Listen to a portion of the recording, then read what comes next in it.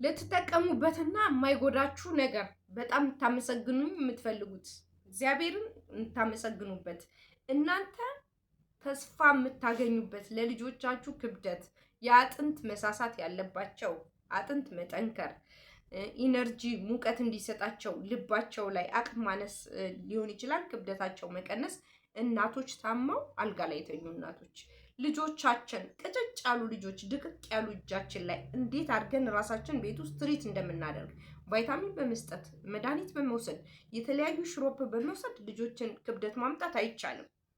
እናቶቻችንን ካልጋ ማስነሳትም አይቻልም። እሱ ምንም አቅም አይሆናቸውም፣ ሊሆናቸውም አይችልም። ትርፉ ከበሽታ ወደ በሽታ ከበሽታ ወደ በሽታ ነው የምናሸጋግራቸው። እና በደንብ አዳምጡኝ። አንጀታቸው የሚችል ክብደት የሌለው ሙቀት የሚሰጥ ብዙ ቫይታሚኖችን የተመጣጠነ ነገር የሚያመጣልንን አመጋገብ ልንገራችሁ ለልጆቻችን። እንግዲህ እኔ ከራሴ ልጆች አንስቶ እስከ ታማሚ ቤተሰብ የምንሰጠውን አመጋገብ በደንብ ጽፋችሁ በደንብ በተግባር ካረጋችሁ በሳምንት ውስጥ ልዩነት ታያላችሁ። ሚዛናቸውን ክብደታቸውን አስመዝኑና ማለት ነው።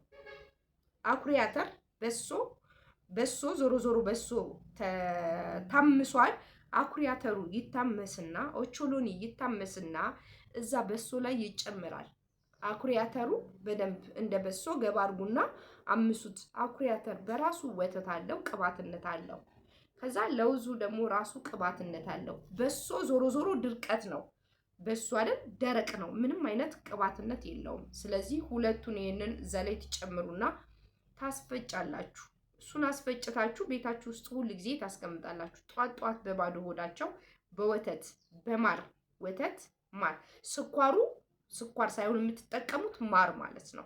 ከዛ ወተት ማር በጣም ጥቂት አንድ ማንኪያ ዞሮ ዞሮ ሙዝ ስለምታረጉበት አንድ ሙዝ ታረጋላችሁ።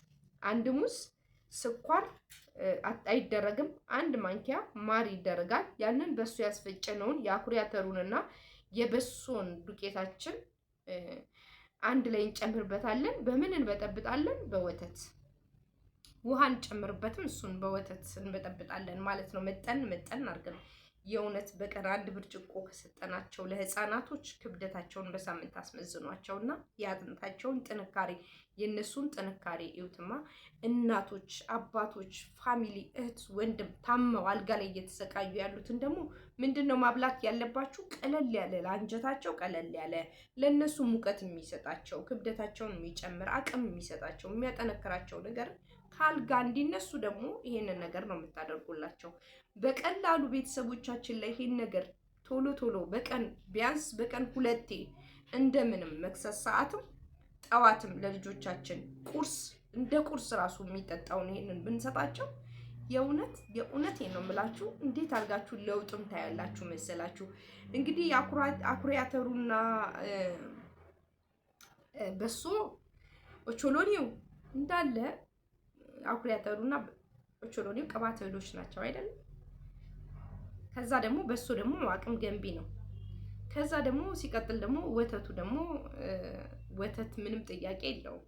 አቅም የሚገነባ ራሳችንን እድገት የሚጨምር ነው ወተት። ስለዚህ ማሩ ደግሞ ሙቀት ኃይል ሰጪ ነው። እዚህ ጋር ምን ይጎሏል ትላላችሁ? እዚህ ምግብ ላይ ምን ይጎሏል? ምግብ እዛ ጋር አቅም የሚገነባለ፣ እዚህ ጋር ሙቀት የሚሰጣለ፣ እዛ ጋር ደግሞ የእድገት የሚጨምራለ።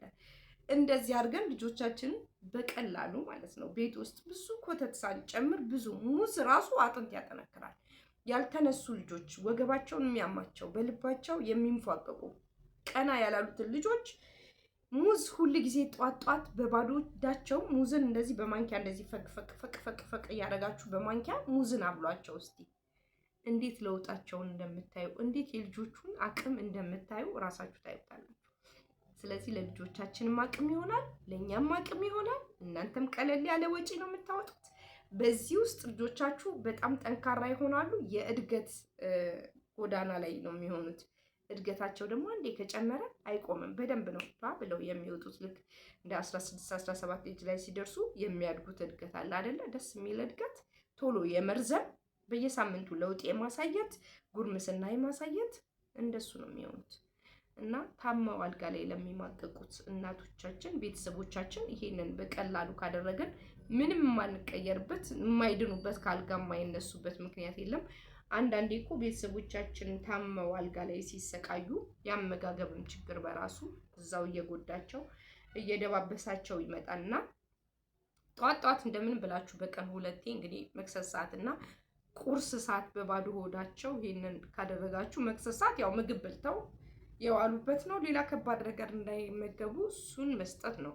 ጠዋት ደግሞ በባዶ ሆዳቸው ምግብ ሳይበሉ ይሄንን ቀድሞ ሲጠጡ በጣም ለውጥ እናገኝበታለን። እኔ በዚህ መንገድ ብዙ ቤተሰቦችን ልጅ የማሳደግም ቤተሰብ የታመመም በዚህ ውስጥ ስላሳለፍን እናንተ ይሄንን እንድትጋሩልኝና ይሄንን እንድታደርጉ ብዬ ነው። ብዙ ቤተሰቦች አፒታይታቸው የተዘጋ በህመም እየተሰቃዩ ያሉት ምግብ አወሳደሳዳቸውን እንደዚህ ያርጋችሁ ቀለል ያለ ነገር አስተካክሉ እና ኩከር ራሱ ብትጨምሩበት በጣም አሪፍ ነው ማለት ነው። ቀጠን ሲልባችሁ ደግሞ እንደገና ደግሞ አጃ እንዲኖረው አጃ ራሱ የቻለ ስትሮንግ ነው አይደለ?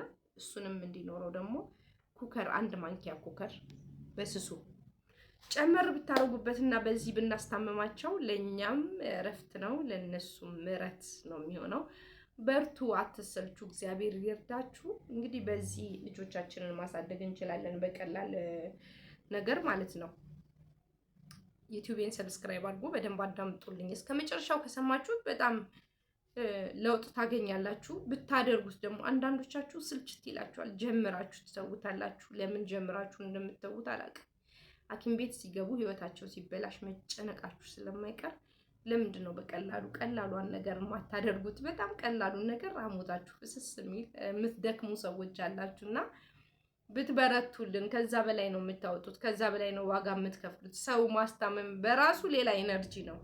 ሰው አልጋ ላይ ተኝቶብኛል ማለቱ በራሱ ሌላ ሀሳብ፣ ሌላ ጭንቀት ነው እና በጭንቀታችን ላይ ጭንቀታችንን ባንጨምር፣ ራሳችን ቀለል ብናደርግ፣ ጭንቀታችን ልጆቻችንን ስናሳድግ ብዙ የታሸገ ነገር ባታበሏቸው ለሆዳቸው ጤንነት፣ ለልጆቹ ጥንካሬ፣ ይሄ ካልጋ ልነሳ ያሉትን ልጆች አፋቸውን አልፈታ ያሉት ልጆች ብዙ ጊዜ ከውጭ የሆነ ነገር እየገዛችሁ ነው የምታበሏቸው። እንደው ባታደርጉ ባይደረግ ሙሉ ለሙሉ ቶታሊ እንደዚህ አይነት ነገር ባታደርጉ እኔ ደስ ይለኛል። እናንተም እንግዲህ እግዚአብሔር ይርዳችሁ፣ እግዚአብሔር ይማርላችሁ፣ ካልጋ ላይ ያንሳላችሁ፣ ልጆቻችሁን ደግሞ እግዚአብሔር ያሳድግላችሁ። ያው ውጤታችሁ አይደሉ የልጆቻችሁ እና ተባረኩልኝ። አመሰግናለሁ።